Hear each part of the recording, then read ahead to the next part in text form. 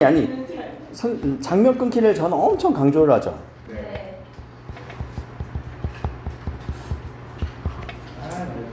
춥니? 아니요. 살짝 꺼도 되냐 히터? 더워? 이 장면을 내가 왜 끊으려고 얘기를 해? 내용 파악. 내용 파악하는 거예요. 1번 내용 파악하라네. 또 아니 뭐 선생님이 끊으라니까 그냥 끊는 그것도 뭐 맞는데 왜 장면을 끊으라고 할까? 응? 장면을 왜 끊으라고 할까? 아니, 이거는 문제를 위해서예요. 근데 시험을 위해서. 두 번째, 그 장면 안에서 포인트 파악하는 거예요. 그치, 포인트 핵심이야. 그러니까 전체적인 내용을 파악하기 위해서도 끊어야 되지만 이 포인트와 핵심은 어디로 이어지냐면 문제로 이어져요. 문제로 출제돼요. 그런 거지. 뭐 그래서 끊으라는 거지. 뭐 심심하니까 끊으라는 건 절대 아니에요. 알겠죠? 그러면 자, 첫 번째 장면은 우리 한번 쭉 끊어볼게요. 어디서 끊을 거냐면 좀 깁니다. 좀 길어요. 뒷장면. 뒷장으로 가서 아 진짜 또 여기서도 안 끊기네. 어디서 끊어야 되냐? 엄청 긴데?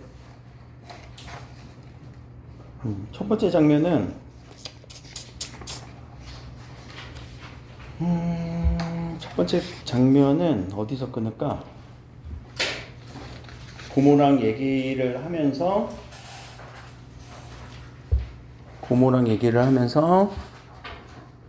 여기까지 뒷장에서 좀 길긴 하죠. 두 번째 쪽에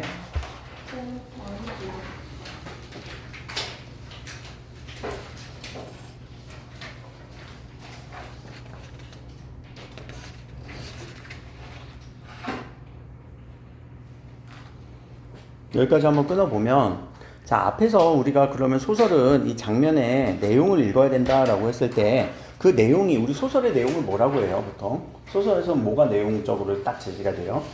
장면 안에서, 구성 안에서, 소설 구성의 3요소. 인물, 사건, 배경.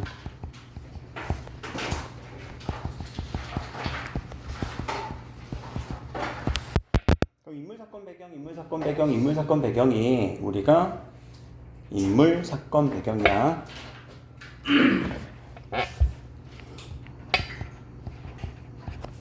그럼 인물, 사건, 배경을 우리는 정리해주면서 읽어주면 되거든요.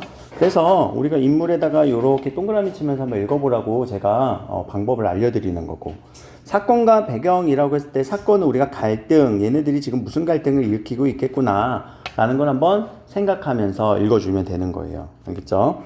자, 그런 가운데 우리는 이 포인트, 핵심이라고 하는 거는 소설의 개념이거든요. 그래서 소설의 개념이라고 하니까 이 카메라 워커라는 소설의 내용 말고요, 일반적인 소설의 우리 개념들 뭐가 있니? 그냥 일반적으로 소설에서 물어볼 수 있는 거.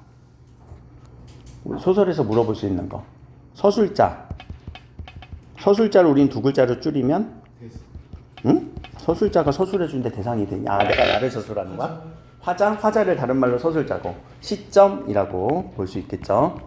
그래서 일단 먼저 정리를 하면은 카메라 워커는 전체적인 내용을 보면은요, 주인공 시점이에요. 1인칭 주인공 시점이에요. 알겠죠?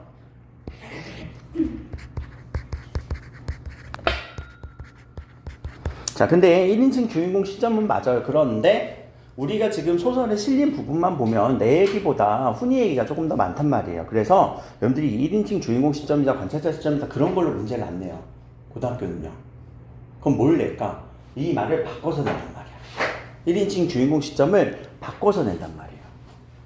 그럼 1인칭이라고 하는 말을 바꿔서 우리가 파악을 해보자. 뭐라고 바꿀 수 있니? 1인칭에 대한 개념. 1인칭은 우리가 언제 얘기한 건? 나를 얘기하는 거지. 그럼 나라는 사람이 등장할 수 있겠네요. 또 소설 속이라고 할 수 있죠. 소설 속 인물이라고도 표현을 할 수 있죠. 어떤 말로 바뀌는지 우리는 예상을 할 수가 없을 거예요. 그러나 시점은 4가지밖에 없으니까 그 말이 그 말이구나 라고 생각하면서. 그럼 주인공은 우리가 뭐라고 서술할 수 있겠니? 내가 등장해서 또는 소설 속 인물이 자신이 겪은 일이겠죠. 자신이 겪은 일을 얘기해줘요. 또는 자신이 겪으면서 드는 뭘 얘기할 수 있어요? 생각, 감정을 누구만 나만 다른 사람들은 얘기할 수 없는 거죠.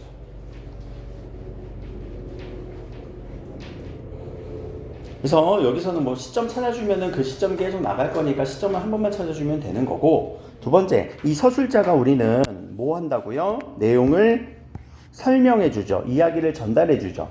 그럼 이야기를 전달할 때 우리가 서술자가 이야기를 전달하는 방식이 있어요.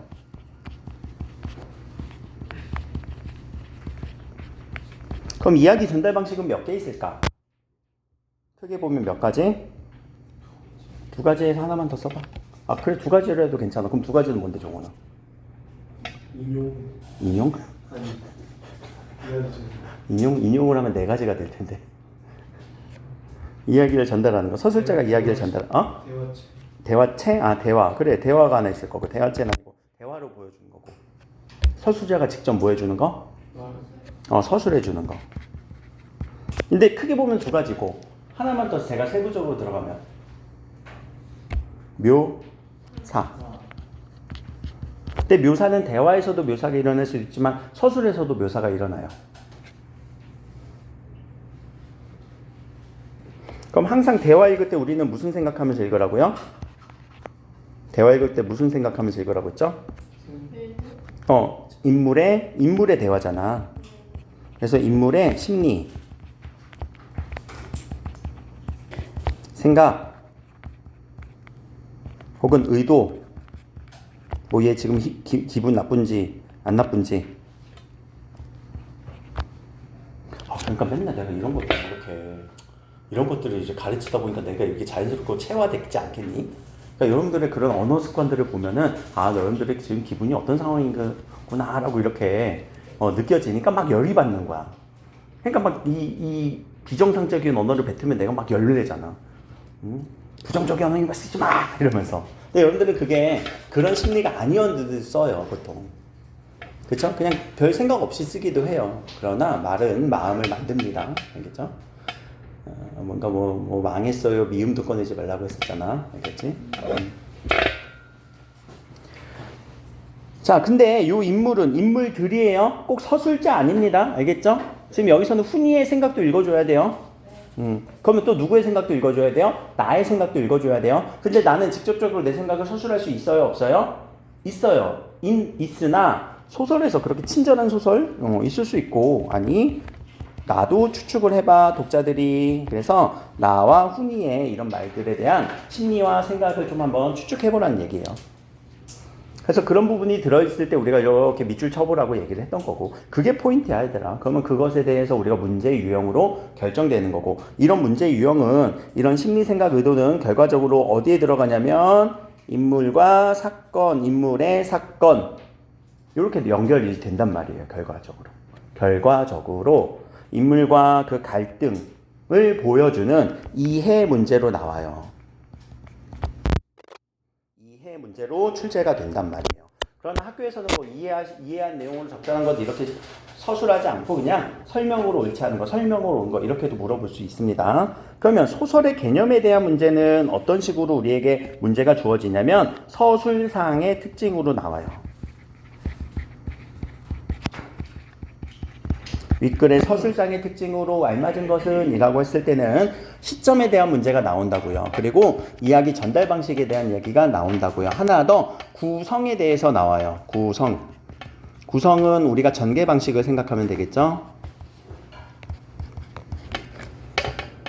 그래서 무슨 구성이냐라는 것들, 그런 구성에 대한 얘기도 나옵니다.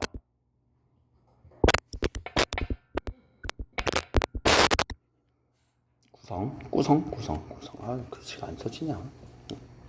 그래서 구성에 대한 얘기고 나오고, 소설의 내용과 요 소설의 어떤 개념 사이에 무슨 문제가 있을 거냐면, 소재의 의미나 기능, 기능을 다른 말로 역할이라고 하지. 그래서 이런 식의 문제들이 나올 거예요. 그럼 이거는 이번에 카메라 워커뿐만 아니라 어디서도 나올 수 있냐면 장국진전에서도 나올 수 있겠죠? 그렇죠? 그래서 문제 의도, 문제 유형, 의도 파악 먼저 해주시는 게 좋아요. 아, 이거 내용 읽으라는 문제구나. 이거는 소설의 개념, 형식을 물어보는 거구나. 근데 이런 문제들을 바탕으로 시에서는 이렇게 안 물어보니? 아니, 시에서도 내용 물어보잖아. 또는 표현상의 특징 물어보잖아. 서술상의 특징, 표현상의 특징. 똑같은 말이에요. 그렇죠? 그리고 소재의 의미, 시어의 의미, 기능, 역할 물어보잖아. 똑같아요. 그러면은 동주에서는 안 물어볼까? 물어보지. 내용도 물어보고 이 장르상의 어떤 특징을 또 물어보기도 하죠. 수필에서는 안 물어볼까? 풀비린 내에서 그럼 시점은 안 물어보겠다. 그러나 나머지를 또 물어보겠죠. 문제의 의도는 다 비슷합니다. 알겠죠? 서술상의 특징을 우린 시에서는 뭐라고 한다고? 표현법. 이런 거 물어봐요. 시에서는 표현법으로 물어보기도 한다. 그래서 문제의 의도 파악하는 것도 노력을 하셔야 됩니다. 근데 여러분들 문제 발문 제대로 안 읽죠? 그리고 이것들을 다 아우를 수 있는 전반적인 문제가 뭐냐면 보기 제시 문제예요. 보기 제시 문제. 그래서 문제를 풀 때 항상 밑줄을 쳐가면서 분석하면서 읽어줘야 돼요. 그래서 문제 크기 유형은요 4가지 정도예요. 내용 파악할 수 있니?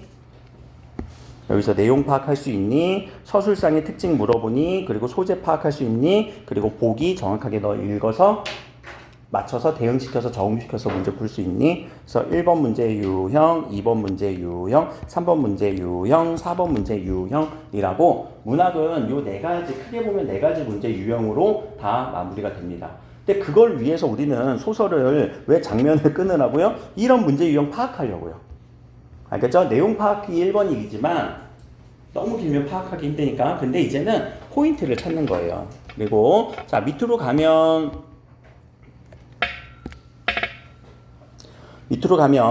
자 여기에서 잠깐 또 한 번만 나눌게요. 여기서 한 번만 나눌게요. 자 여기서는 자 지금 훈이를 만난 장면이 처음에 나와요? 안 나와요? 훈이랑 지금 얘기하고 있어요? 아니죠? 아니죠? 그러면 누구만 나와요? 나. 나만 엄마 아니야. 고모지. 엄마도 나의 엄마. 미안해. 고모. 아, 죽은 사람 아니죠. 그리고 어머니. 어머니는 안 죽었죠. 어머니는 누구의 어머니야? 나. 나의 어머니지. 후기의 할머니. 그렇지. 어머니는 훈이의 할머니. 친할머니까 외할머니까? 왜? 왜? 몰라요? 친할머니. 친할머니겠지. 야 고모인데. 근데 이게 여러분들 아직 뭐 고모가 많고 뭐 이모가 많고 이러면 더 파악하기 쉬운데 요새는 별로 없는 친척들이 있죠. 다 있는데 뭐. 그럼 네가 신경 안 쓴 거고. 자 밑에 가서. 그럼 여기까지는 이제 소설에 있어서 어떤 지난 사실들을 얘기해주고 있어요. 지난 사실. 그쵸? 네. 훈이는 나한테 상의했대 안 했대? 안 했대. 그래서 내가 느끼는 감정에다 밑줄 치자. 어디다가? 이렇게 밑줄만 치고 넘어갈 거예요. 왜 감정 느껴졌으니까. 그리고 어머니는 어머니대로 오빠가 전문학교에서 문과했다는 것만으로 덮어놓고 문과를 싫어했어. 누구의 감정? 이거는 어머니의 감정. 근데 엄마의 감정을 아는데요? 알 수 있어요. 왜요? 대화를 통해서. 그렇지? 이미 대화를 했을 거 아니야, 엄마랑. 그래도 나는 처음에는, 자, 여기 중요해요. 그래도 끊고. 훈이의 편이 됐어요? 안 됐어요? 됐어요. 그래서 누구를 설득하려고 했어요? 어머니를 설득하려고 했어요. 그쵸? 그러면 어머니는 오빠, 이때 오빠는 누구예요? 아빠. 누구의 아빠? 훈이요. 그렇지. 아빠는 이때는 훈이의 아빠예요.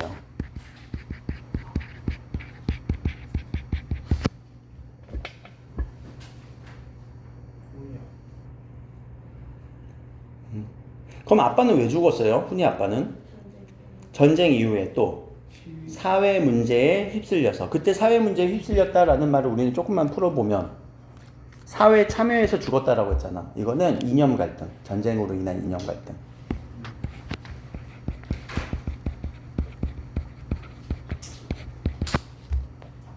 그러니까 이 문과라고 하는 이 측면은 왜냐면 문과라는 건 사회에 관심이 되게 많거든. 문과를 하면.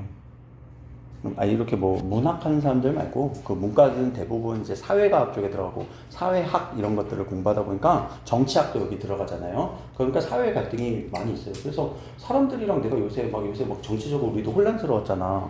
그래갖고 내가 얘기를 하면 사람들이 나를 다 깜빡이 잊고 있더라. 나 정치외교학과 출신이거든 원래. 그리고 국어 국문을 복수 전공하고 국어 교육으로 갔거든. 근데 내가 정치외교를 했다는 걸 깜빡 잊고 내가 정치적인 의견을 얘기하잖아. 그러면 이제 다들 뭐라고 해? 왜 이렇게 주장이 강하냐고. 근데 아니야, 나는 기본적으로 정치학을 했어요. 그래서 이런 부분들은 이념 갈등, 이 당시 이념 갈등은 뭘까? 공산주의와 자유주의, 그리고 전쟁으로 인한 그 이후에도 갈등들이 있었죠. 그래서 그런 거에 말았다는 문과 출신이란 것들 무슨 상관이냐고 믿고 있었기 때문이다. 누구의 때문이냐 이거는. 겁을 먹고 있었다. 그렇게 믿었기 때문에 겁을 먹는 거예요. 뭐라고만 하면요? 뭐라고만 하면은? 문과라고만 하면은 어머니는 겁을 먹게 되는 거예요. 그럼 이런 것도 우리 속담에서 하나 낼 수 있겠다. 무슨 속담이 있니? 뭐 보고 놀란 거 뭐 보고 놀라니? 소뚜껑. 자라보고 놀란 가슴? 소뚜껑 맞나? 응. 소뚜껑 보고 놀란다.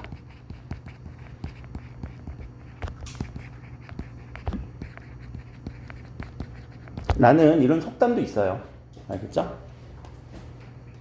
또는 너무 하나의 상황을 보고 우리 어머니가 할머니가 일찍 판단한 거 아니야? 그치? 그래서 뭐 성급한 일반화의 오류 뭐 이런 식으로 또 얘기할 수도 있지만 뭐가 나올지 모르겠지만 자 나는 그럴 리가 없다면서 하면서 속으로는 어떻게 됐다고요? 그럼 여기서 나의 태도가 어떻게 됐어요? 오케이 변화가 일어났죠? 원래는 내가 어머니 설득하려고 했어. 근데 나도 동조하게 됐어요. 그래서 있었으므로 더 늦기 전에 이를 잡아보리라 마음먹었다라는 이 결심이 보이죠. 그러면 바로 잡는다라는 말은 무슨 내용으로? 이를 바로 잡는다라는 말은 무슨 내용이 될까? 훈이 문과. 그치. 훈이 문과 반대가 되겠죠. 훈이 문과 반대.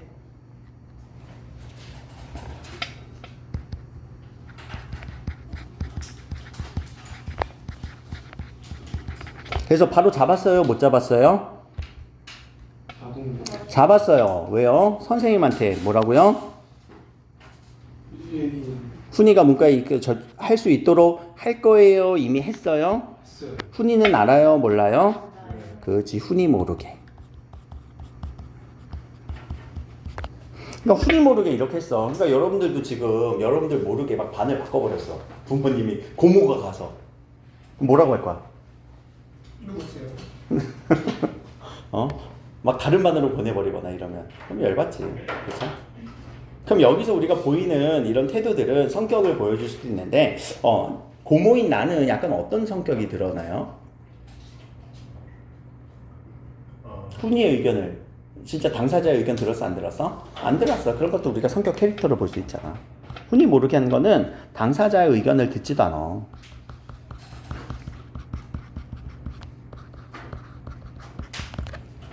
당사자의 의견도 하나도 안 들어.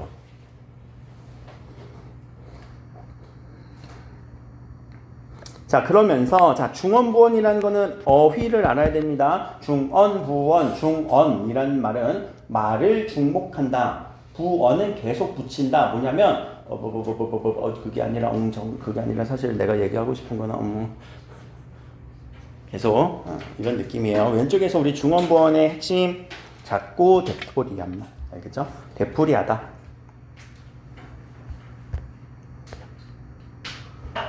하나 더 여기 보자. 훈이는 언제처럼 말이 없었대요 라는 건 지금 행동을 보여주고 있죠. 그럼 행동을 설명했어요? 서술했어요? 아니면은 대화했어요? 묘사했어요? 야 행동을 서술 속에 묘사한 거지. 오케이? 그래서 위에서 제가 묘사도 구분하라고 했었죠. 여기 묘사. 이 부분에 대한 묘사가 진짜 문제가 많이 나올 것 같아요. 왜냐면 묘사는 겉으로 드러나는 거예요. 속의 속마음이. 아니죠. 그래서 묘사에 대해서 여러분들 꼭 신경 쓰셔야 된다고요. 자, 묘사는 그러면 무슨 묘사가 있어요? 1번 배경 묘사. 그리고 인물 묘사. 배경은 분위기 형성시켜주죠.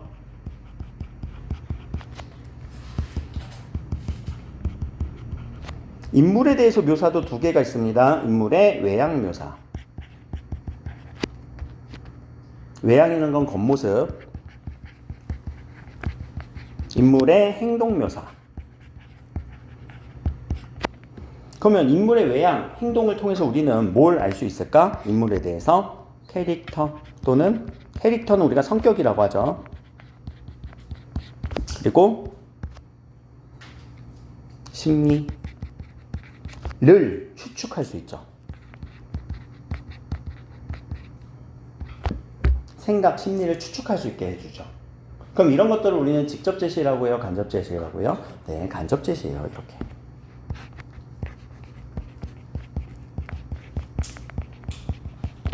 그래서 인물의 서술 방식이 다른 거 하나 고르세요 라고 막 이상하게 문제가 나와도 우리는 그 서술 방식이 직접 제시됐냐 간접 제시됐냐 그렇게도 문제가 나올 수 있어요. 또는 기억에서 미음 중 인물에 대한 서술 방식을 고르세요. 서술 방식이 다른 것을 고르세요. 그래서 서술 방식이 다른 것 이러면 일단 대화인지 서술인지 구분할 건데 거기서 문제 나올까? 안 나올 것 같아요. 제 생각엔. 근데 만약에 나온다면 그게 쉽게 고를 거고. 근데 서술 방식이 혹시 여기서 친절하게 인물에 대한 더 친절하면 이렇게 우리가 문장을 만들어 줄 거고 아니면 그냥 서술 방식이 다른 것 이렇게 고르세요 라고 할 수도 있고 그럼 인물에 대한 서술 방식이 다른 것은 무슨 서술과 무슨 서술이 있어요? 1번 직접 제시와 두 번째 간접 제시가 있어서 그래요. 그래서 이 두 가지로 구분하시면 됩니다. 알겠죠? 직접 제시는 서술을 통해서 그 사람을 딱 설명해 버리는 거.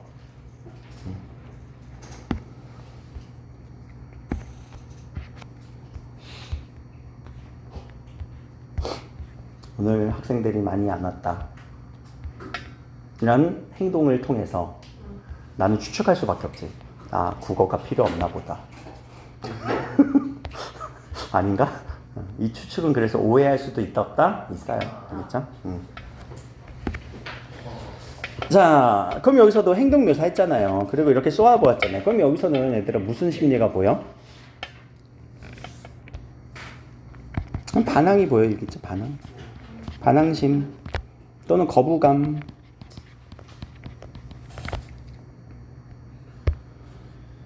자, 그러면서 이거 누구의 대화? 항상 이름 앞에다가 이거 대화 이름 써주면 좋다고 했어.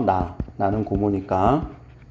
훈아, 너희 단원 선생님이 그러는데 너는 인문계보다 이공계가 더 적성해. 맞는데 이거 사실이냐? 이거 지어라는 말이냐? 모르겠다 이거는. 왜 내용에서 나오진 않으니까. 그런데 선생님이 완전히 막 이렇게 내가 선생님 안 된다고 하지만 내가 이렇게 부탁해서 한 거잖아. 이 말은 왠지 거짓 같은데? 근데 뭐 거짓인지 아닌지 그렇게 중요한 건 아니고 여기서는. 그래서 넌 뭐 하라고요? 취직해서 이렇게 살아야 돼요. 여기부터 제가 그냥 쭉 칠게요. 여기까지. 그리고 하나 더. 여기까지. 여러분들은 그냥 이렇게 묶어주면 돼요. 이렇게 쳐도 되고 이렇게 묶어줘도 괜찮아요. 어떤 걸로 해도 괜찮습니다. 관계없어요.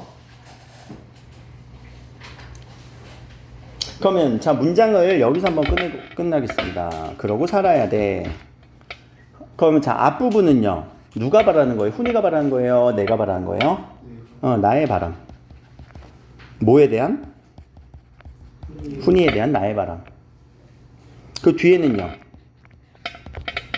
내가 나의 인식. 뭐에 대한 인식? 그렇지. 문과에 대한. 나의 바람. 뭐에 대한? 훈이의 삶에 대해서. 그래서 처음에는 우리가 내가 이걸 바라고 있구나, 나는 지금 이렇게 생각하고 있구나 라고 했지만 제가 그 다음에 훈이의 삶에 대해서 이렇게 바라고 있구나, 문과에 대해서 이렇게 인식하고 있구나. 왜냐면 이런 어휘를 조금씩 바꿀 수도 있어요. 알겠죠? 자, 그래서 아서가 뭐니? 됐어 이런 말이지. 됐어. 사람이 어떻게 재미나게 사는 생각하지 않고 왜 봐봐. 아서라서 1번 사람이 어떻게 편하고 재밌냐를 생각하지 않고 2번 사람이 왜 사나 뭐 이런 거. 그럼 1번과 2번은 서로 느낌이 달라요. 1번 어떻게 하면 편하고 재밌게 사느냐가 더 중요하다라는 고모의 생각이지. 네. 그럼 사람은 왜 사나 이런 거 고민하라고? 하지 마. 이건 문과야. 철학자들. 이거는 문과에 대한 얘기야. 하지 마. 그럼 다시 또 1번. 돈을 어떻게 하면 많이 벌 수 있나 하는 생각. 이건 내가 중요하게 생각하는 거죠. 네. 돈을 왜 버나 이런 거. 문과적인 생각이죠. 그래서 여기에서 밑줄을 한 5개 이상 긋고요. 동질한 거 또는 이질적인 거 고르라고 할 수도 있겠죠. 아니면 기역, 니은, 디귿, 미음으로 한 다음에 공통된 것끼리 묶어주세요 라고도 할 수 있겠지. 그 내기는 자 어떤 문제 유형이냐면 3번에 우리가 소재에 대한 이거는 지금 소재라고 하는 것도 있어요. 왜요? 돈 많이 버는 것도 지금 소재로서 쓴 거거든. 또 생각하는 것도 소재로서 쓴 거거든. 그래서 소재의 의미 기능이에요. 자, 앞에서 제가 세 번째 유형이 소재의 의미 기능 물어보는 거였잖아요. 그러니까 이거는 지금 의미 단위로 묶어주시는 거라고요, 여기서. 또 1번 오늘 고깃국 먹었으면 내일 갈비찜 먹을 궁리해야 돼. 근데 2번 이거 문과야. 아, 내 이웃은 어떻게 하면 나는 이렇게 같이 놀이고 살 수 있을까?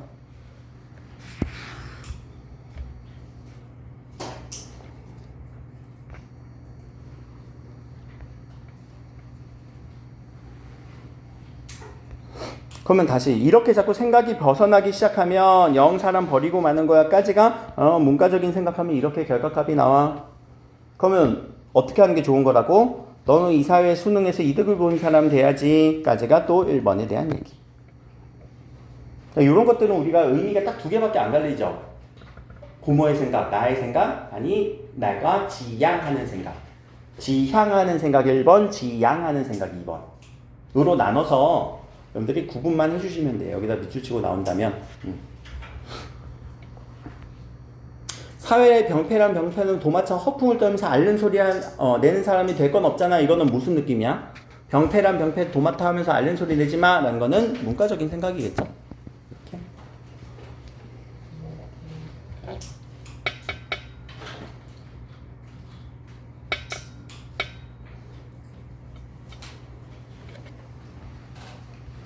그래서 어떤 소재의 의미로서 여러분들이 이런 말들에 대한 의미, 소재는 지금 내가 한 말도 소재가 되는 거예요. 그래서 이랬을 때 말이 동질적이냐 이질적이냐, 동질적이냐 이질적이냐 묶어주는 문제가 지금 이 장면에서 핵심이라고요. 이 장면의 포인트라고요. 이해됐니? 포인트? 그럼 다시 또 포인트는 뭐예요? 아버지가 그런 사람이었나요? 그럼 그런 사람은 1번, 2번. 여기서 있잖아요. 2번 같은 사람이었나요? 라는 문제예요. 그럼 2번 같은 사람은 도대체 어떤 사람이냐라고 했을 때 제가 그 교재에다가 요거 답안 다 넣어놨으니까 한번 읽어보세요. 이거는 6.25 전쟁 이후에 우리 이제 그 이념의 사상에 따라서 약간 그 공산주의를 따라갔던 사람들. 그런 사람들이 있어요. 자, 그런 말에 갑자기 나는 내 마음이 어떻게 됐어? 나는 당황했죠. 여기부터는 좀 다른 색깔로 할게. 당황했어요. 왜요? 훈이가 처음이라 그러기도 했지만 자 이게 중요한 게 아니라 오빠에 대해 오랫동안 추측하고 있던 것을 들키고 만 거야. 내가 오빠에 대해서 추측하고 있었던 거잖아. 그러니까 나도 한편으로는 오빠에 대해서 긍정적으로 생각했어? 부정적으로 생각했어? 약간 부정적으로 생각을 했던 거예요.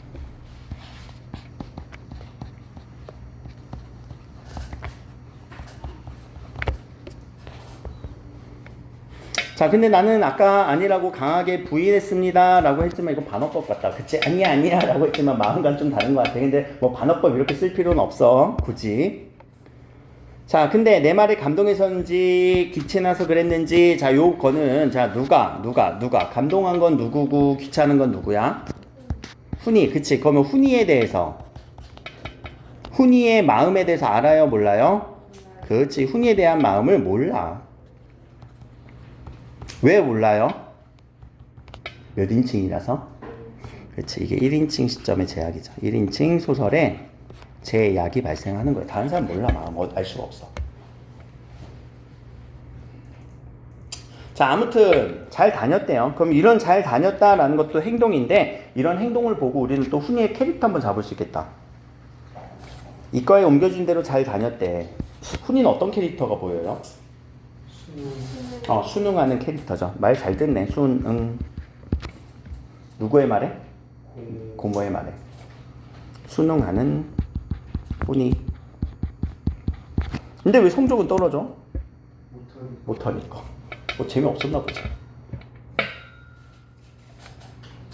근데 재수는 싫다서 삼류대학 토목과에 들어갔습니다까지. 여기서 이제는 고등학교 입시 과정 속에서 있었던 시간적 배경을 잡아주시고 거기서 갈등은 뭐예요? 문과 갈래, 이과 갈래가 갈등이죠? 오케이. 그래서 그런 부분이고. 자, 훈이가 대학에 다니는 4년 동안 대학 가는 어수선합니다. 데모했대요. 이게 무슨 말일까? 왜 이렇게 데모를 했을까? 사회 문제. 사회 문제가 있어요. 어떤 사회가 문제 있었을까? 배경을 한번 보자. 사회적 배경. 사회적 배경은 독재 정치.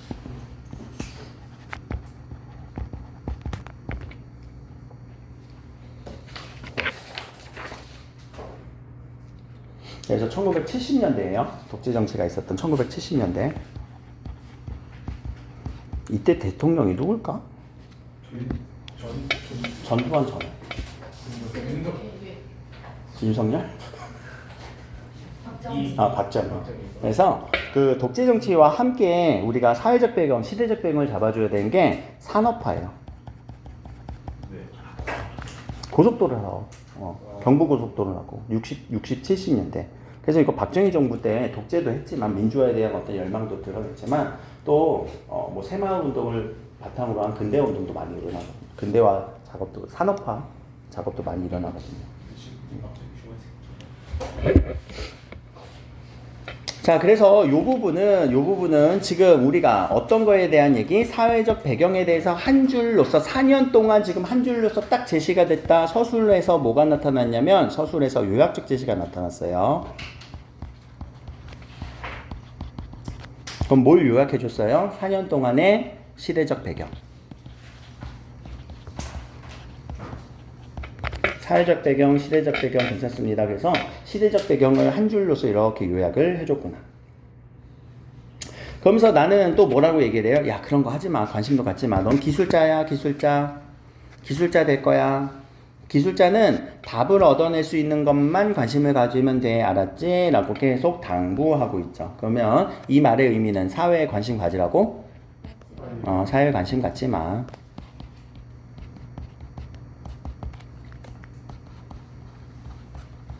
사회 관심 갖지 말아라, 사회 관심 갖지 말아라, 사회에 관심 갖지 말아라 라는 말로 이렇게 하면 됩니다. 자, 그리고 여기 십상이라는 단어로 꼭 인지해 주세요. 쉽상 아닙니다. 쉽다 아니에요. 십상은 열십자를 의미해요. 그냥 100%라는 의미예요. 십상은 100%예요. 그렇게 읽으면 돼요. 쉽 아닙니다. 100%로 읽어주면 돼. 알겠지? 그럼 무조건 인생 망쳐 라고. 공가를 쳤대. 공가는 뭐야? 뻥. 그러니까 나도 좀 뻥이라는 거는 알겠지. 그럼 약간 뻥이니까 이거는 뭐 과장법이라고 읽어주지 않아요? 과장했다. 그래서 너는 꼭 대기업에 취업해서 누리고 예쁜 색시 얻어서 이루려면 뭐 메고 가라고? 카메라 메고 가라고. 그래서 동부인이라는 단어는 누구랑 동반? 누구랑 동반해서? 그치. 부인과 동반해서 동행. 자, 그러면서 행동이 나옵니다. 어떤 행동?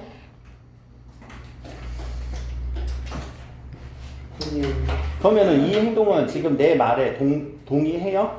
순응해요? 순응도 안 하는 것 같아, 이제는. 그렇지? 이제는 순응도 안 하는 것 같아. 그래서 동조하지 않네요. 동조하지 않습니다. 그러면 나는 괜히 부끄러워져서 딴전을 보면 찌끄러졌다. 그러면서 나는 부끄럼 타면서 괜히 줄기차게 그런 말을 흔히 얘기했으나 졸업반 때 내가 이제 뭐 사준다고 했어? 카메라. 그러면 자, 1번 카메라의 소재의 의미, 2번 카메라의 소재의 의미, 그리고 고모 카메라 지긋지긋해 라는 3번의 의미는 1번의 의미 특히 3번의 의미가 서로 어때요? 달라요. 다르죠? 1번의 의미는 뭘 의미할까? 카메라 좋은 삶. 그치. 좋은 삶, 풍요로운 삶. 누가 생각하는? 고모가 생각하는 좋은 삶, 풍요로운 삶, 여유 있는 삶이 될 거예요. 근데 3번의 카메라는? 강요된. 그치. 본인이 느끼기에는 뭐야? 강요되는 삶이죠. 강요하는으로 쓰면은 누가 누구를 강요하는 거야? 아니지. 강요하는으로 쓸 거면 어떻게 해? 그치. 고모 입장에선 강요하는 삶으로 써야 되지. 근데 강요된다라고 쓴 건 누구 입장에서 쓴 거니까? 그렇지. 훈이 입장에서 썼으니까. 그럼 이때 2번을 우리는 뭐라고 할까? 여유. 여유? 아, 그치. 내가 이제 여유를 목적으로. 근데 내가 지금 의미를 조금 구분하려고 하거든요. 그럼 이거는 이제 또 3번의 소재의 기능이에요. 그러니까 소재의 기능 의미가 지금 1번에서는 내 입장에서 좋은 삶이죠. 네. 근데 지금 이렇게 얘기하니까 가만히 있다가 훈이가 어때? 착하던 놈이 바뀌었지? 네.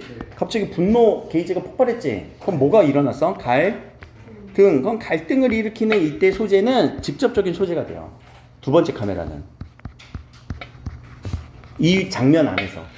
아, 카메라 뭐 여유 된다고 그냥 먹을 거 사주지, 옷 사주지. 그러면은 좋다고 할 거야. 왜 꼭 카메라를 사갖고 이렇게 갈등을 일으키냐고. 할 때 1번, 2번, 3번의 카메라의 의미 좀 다른 거 느껴졌니? 어렵니? 힘드니? 자, 그럭저럭 무사히 졸업하고 입대했지만 입대까지 했네요. 곧 의가사제대를 했습니다. 의가사라는 거는 우리가 가정 형편이 조금 어려워서 자, 이제 취직 문제만 남았는데 그렇게 쉽지는 않습니다. 대기업은커녕 착실한 중소기업의 문턱도 낮지는 않았습니다. 취업이 안 됐다는 거죠? 그럼 다시요. 어디서 자를 거예요? 장면 여기까지 자르세요.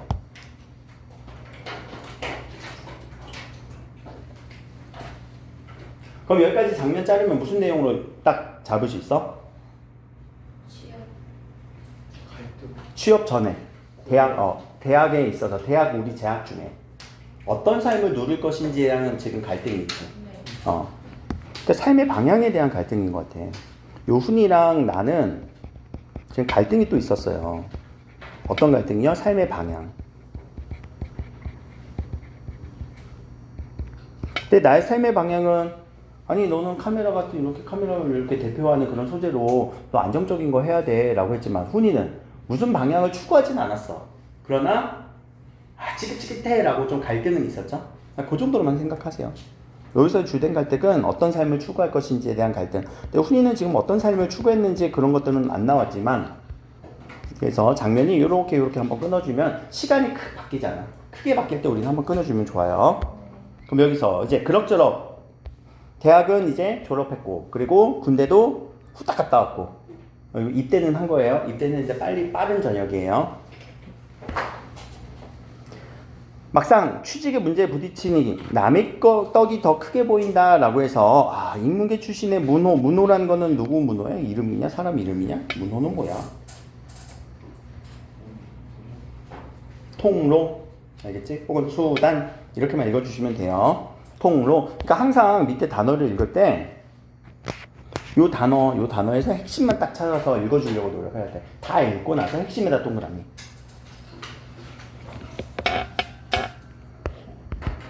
그래서 속상해. 속상해.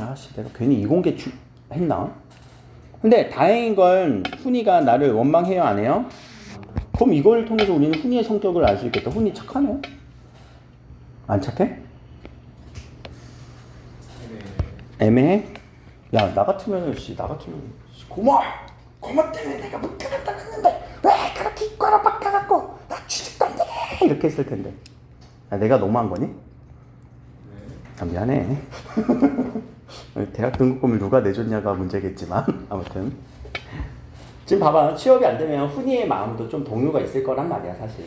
그쵸? 근데 어떻게 했대요? 말없이 고분고분했대요. 근데 안타깝다. 족족 떨어졌대요. 자, 어머니와 나는 한 번도 대통령이나 장군이나 재벌이나 판검사 그런 걸 되기 바란 적은 없어요. 그러니까 이런 것들은 뭐에 대한 열거니? 응? 자, 열건 항상 같은 범주 안에서 일어난다고 했잖아. 네. 무슨 사람이야? 열거. 어떤 범주에서 열거한 거야? 좋은 거? 좋은 거죠. 고위직. 또는 뭐 큰일 나는 거. 큰일 나는 사람들. 아니면 뭐 이게 인플루언서? 인플루언서 옛날에는 그런 거 없었으니까 아무튼. 뭐 벼슬 나가는 거. 우리 고전으로 치면 벼슬 하는 거. 거기에 해당하는 그 정도의 위대한 업적 이런 것들 아니겠니?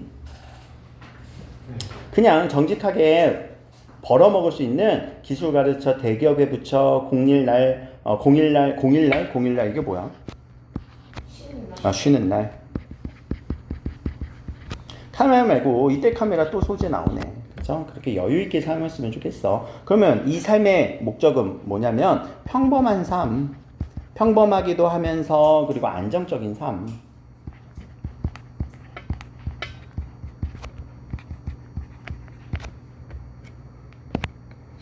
정직하게 벌어서요, 요렇게 살 수 있는 거는 평범하고 안정적인 삶을 지금 한 문장으로 정확하게 구체적으로 지금 서술해 준 거예요. 알겠죠? 만약에 첫어절과 끝어절 쓰라고 하면 여기부터 여기까지 써야 돼.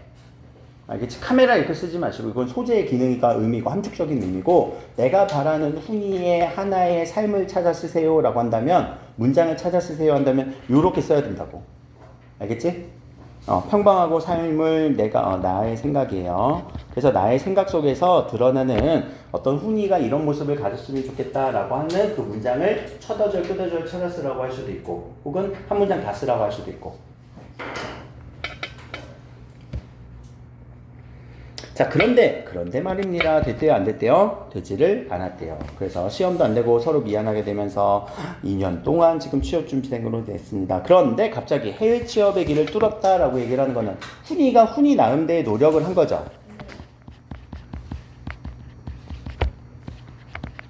그래서 훈이가 훈이 나름의 노력을 했습니다. 그럼 여기서 또 이제 장면은 어디서 끝나야 되냐면 여기서 한번 끊어봅시다.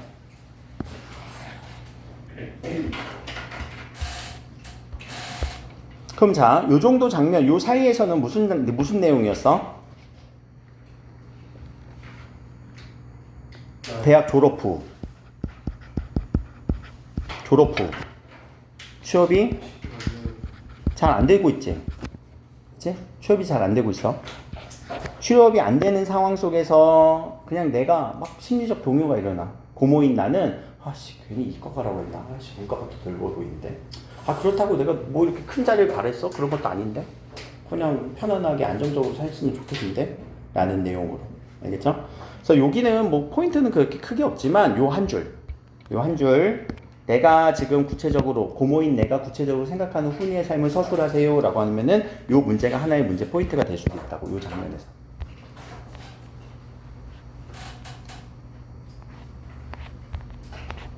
다른 거 찾으면 안 됩니다. 자, 그럼 해외 취업의 길을 뚫을 수 있다. 그럼 훈이의 노력을 우리 표현한 글자가 무슨 글자? 해외 취업. 자, 몇 어절이에요? 뭔 4어절이야? 2어절이에요. 자, 2어절로 된 훈이의 노력을 찾아 쓰세요. 해외 취업.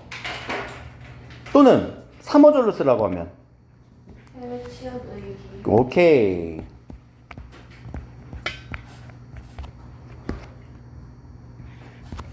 이렇게 2어절로 쓰세요, 3어절로 쓰세요 나올 수 있으니까 훈이의 노력까지도 우리는 요거를 좀 읽어줘야 된다. 이런 단어에 들어가 있는.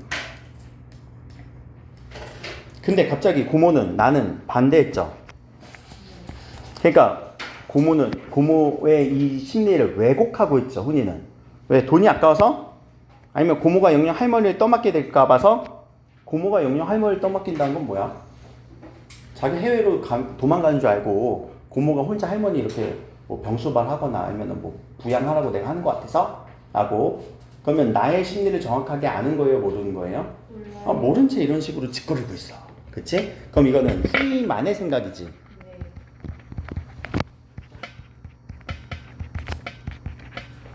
그러니까 훈이만의 생각이니까 나랑 생각이 같아 달라? 달라요. 다르지. 그러니까 다르니까 생각이 다르니 뭐가 발생해요? 그렇지. 우리는 인물과 인물 간 생각이 다르면 갈등이 발생할 거예요. 그럼 이때의 갈등은 무슨 갈등으로 지금 쭉 잡혀야 돼요? 회의 취업을 두고 훈이와 나와의 갈등. 근데 훈이는 어때? 마치 두 가지 이유에 딴 이유란 없다는 말투였다. 훈이는 그냥 답정 너지. 훈이만의 생각 외에는 다른 거 없다고. 근데 나는 이 생각이 맞아 아니야? 아니거든. 나는 그게 아니거든. 그럼 나의 생각은 뭔데?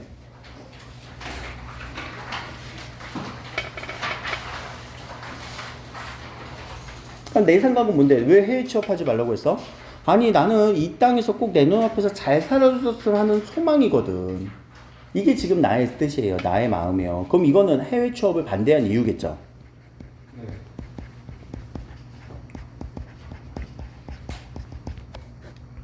지랄같이 무책임한 전쟁 맞죠? 왜요? 왜 무책임하다고 표현했을까? 지금 훈이 엄마 아빠 다 죽었잖아. 전쟁 때문에.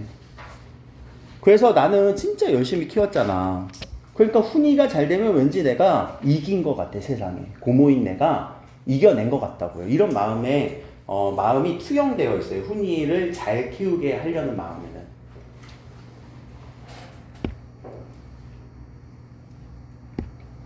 여러분들도 집에 가서 뭐 이렇게 부모님이나 아니면 뭐 어른 가족한테 물어봐요. 엄마 아빠는 내가 잘 되면 왜 좋을 것 같아? 라고. 다 이런 마음일 거야. 아, 원래 세상 살기 어렵거든. 근데 자, 너 키우면서 네가 잘 되잖아. 그럼 내가 세상에서 잘 된 느낌이 들 것 같아. 라는 그런 느낌일 것 같아요. 이어서 제가 잘 되고 잘 사는 것으로 다만 그것만으로 내가 겪은 더럽고 잔인한 것에 대한 통쾌한 복수를 할 수 있었다라는 마음인 거예요. 알겠죠? 그걸 통해서 나는 치유할 수 있을 것 같다라는 생각이 든 거예요. 그러니까 이 부분은 해외 취업에 반대한 이유이기도 하지만 훈이가 잘 됨으로써 그러면 내가 뭘 할 수 있다고? 고모인 나의 세상에 대한 또는 이런 치유가 되는 거죠.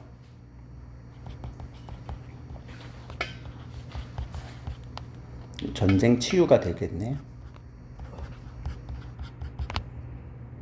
훈이가 잘 되면 나는 전쟁으로서 치유가 될 수밖에 없다고. 그런 거야. 그러니 이 마음을 어떻게 알리냐. 지금 알릴 수 있어? 못 알려? 그럼 이건 무슨 법? 서리법이겠지? 뭐 영탄법이자 서리법 둘 다 가능합니다. 영탄하고 서리하고 같이 일어나요? 설이 일어나면 영탄이에요. 근데 영탄이 일어나면은 여기 지금 문장보호는 없지. 네. 문장보호 없으면은 서리법이 느껴졌잖아. 그럼 영탄이에요. 알겠죠? 문장보호가 없잖아. 여기 물음표가 없잖아. 네. 근데 물음표가 있으면 영탄이라고 난 굳이 안 하거든요. 네. 근데 물음표가 없잖아. 근데 느낌표도 찍힐 것 같고 물음표도 찍힐 것 같지. 네. 그러면 서리하고 영탄 동시에 일어나는 거예요. 왜요? 영탄법이 변화하면 뭐가 돼요? 잘 모르는구나. 다시요. 자, 영탄법은 제가 강조하게 해놨어요. 근데 서리법은 어디에 넣었어요? 변화법에 넣었어요. 네. 그러면 자, 서리는 변화했어요. 누구에서 변화한 거예요? 영탄이 변화한 게 서리예요. 그럼 무슨 표현이 무슨 표현으로만? 느낌표가. 그럼 반대로 서리법은 의문형 플러스 뭐가 일어나는 거야? 강조. 그럼 강조가 일어났기 때문에 영탄으로도 읽어주면 돼. 여기 문장보호가 없으면.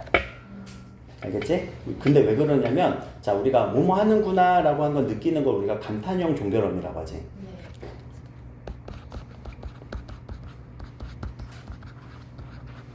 근데 의문형 어미라고 할 거 아니야. 의문형은 이게 같아요. 감탄형 어미랑 의문형 어미랑 비슷해요. 응.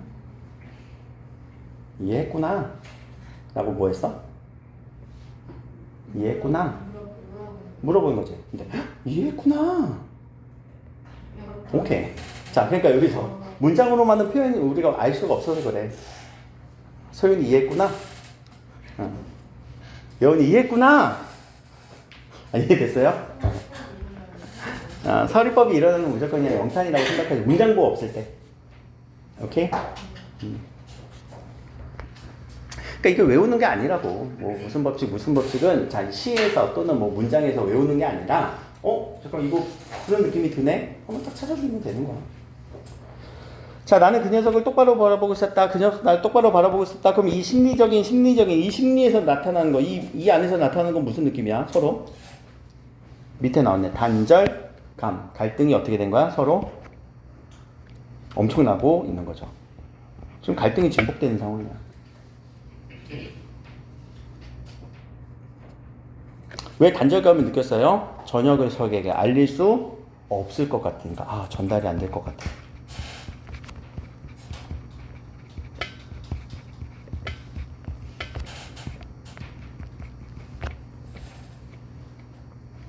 그러면서 문득 이 녀석의 치닥거리는 건 뭐예요? 여러분들 부모님이 여러분들한테 해주는 거 있죠. 뒷치닥거리. 치닥거리예요. 뒤에 뭐예요?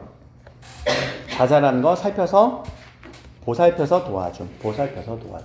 그럼 지금까지 내가 훈이를 그렇게 보살펴서 도와준 거에서 구역질이 났다는 거는 괜히 했나? 이런 마음이 드는 거란 말이에요. 그러나 가까스로 평정을 가장했습니다. 가장이라는 거는 겉모습은 요동 있었다? 없었다? 요동하지 않았다. 그렇죠? 회의 취업은 당분간 보려 하자. 할머니 때문이든 돈 때문이든 그건 내 맘대로 생각해도 좋다. 근데 그 마음이 아니거든. 내 마음은. 근데 지금 전달해서 못했어? 전달 제대로 못했네. 취직 문제인데 정문만 뚫지 말고 뭐도 하라고? 뒷문으로 통하는 게. 그럼 정문은 뭘까? 합법적이고 공채 방법. 그치? 합법적인 공식적으로 지원하는 방법. 그래서 이제 뭐 공채 시즌이 된다고 해서 뭐 대기업은 뭐 올해 뭐 몇 명을 뽑기로 이제 공고했습니다. 뭐 이런 것들 시험 공고도 있고 막 그렇게 해요. 아직은 여러분들 뭐 못 겪어봤겠지만. 그래서 저도 회사에 근무했을 때 딱 공채 시즌에 원서를 딱 처음 냈거든요. 근데 처음 낸 회사가 딱 돼갖고 제가 무슨 일 했는지 얘기한 적 있었나? 없었나요? 좀 이따 쉬었다가 얘기할게요. 방법을 바꿔서 뒷문. 그럼 뒷문은 뭐예요? 불법적이보다 좀 불공정한 거. 공정하지 않아 또는 부정적이다라고도 해도 되죠. 불법으로는 안 돼. 불법이라는 얘기는 법을 어긴 거니까 좀 그렇고 불공정해. 공평하진 않아. 공식적이지도 않아. 그럼 이건 뭐가 있을까? 소개 같은 거. 낙하산. 근데 요새 낙하산도 그런 거지. 낙하산도 이제 그런 거지. 이제 불법으로 치죠 요새는. 옛날에는 낙하산이 이렇게 낙하산이라는 게 뭐야? 우리 낙하산을 피고 내려오면 어떻게 내려와요? 땅으로 수직 낙하예요? 아니면 이렇게 천천히 내려왔지? 안정적으로 우리가 그 자리에 딱 앉는 거를 비유적으로 표현하는 거예요. 알겠죠? 돈 때문 아니다. 그 말 하고 싶은 거죠? 라면서 노골적으로 미워하며 대대롭다. 훈이나 되게 미워했네요. 자, 어머니는 내가 늙음하게 이렇게 천덕꾸리가 될 줄은 몰랐다면서 훌쩍였다. 천덕꾸러기가 될 줄을 몰랐다고 느낀다. 중간에 이제 해외 취업 포기했습니다. 그리고 현장 소장으로 있던 여기 측량기조보살 자리를 알아봐서 취직시켰습니다. 이게 뭐예요? 자리 알아봐서 해줬던 게 위에서. 그렇지. 뒷문으로 통하는 길이겠죠. 그리고 나는 이제 카메라 사줬어요? 아니 뭐 사줬죠? 작업복과 워커를 사줬어요. 그래서 너 6개월만 참아. 그러면은 정규직이 될 거야. 아직은 비정규직, 임시직인가 보다. 그래서 영동고속도로가 뭐니 얘들아? 영동 어디니?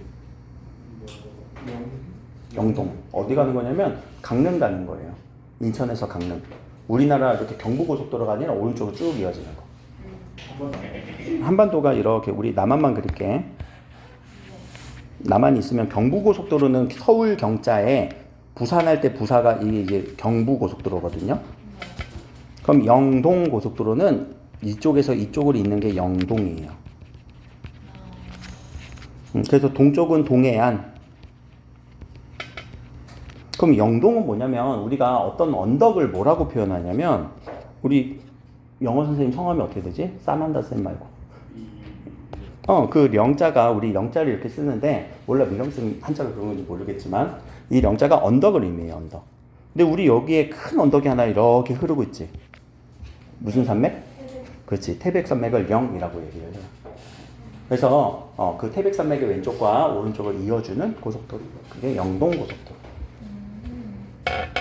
그래서 그 고속도로 현장에 훈이를 떠나보냅니다. 근데 돈이 없어요. 그래서 건설현장으로 가요. 그리고 버스 안에서 나는 사고가 나서 죽더라도 버스를 탄 까닭이 건설 사장이 알려줘서 정규직이 되겠다. 그럼 정규직이 되었다라는 거. 6개월이 지났어. 아니 6개월 지나면 뭐 한다고 했어?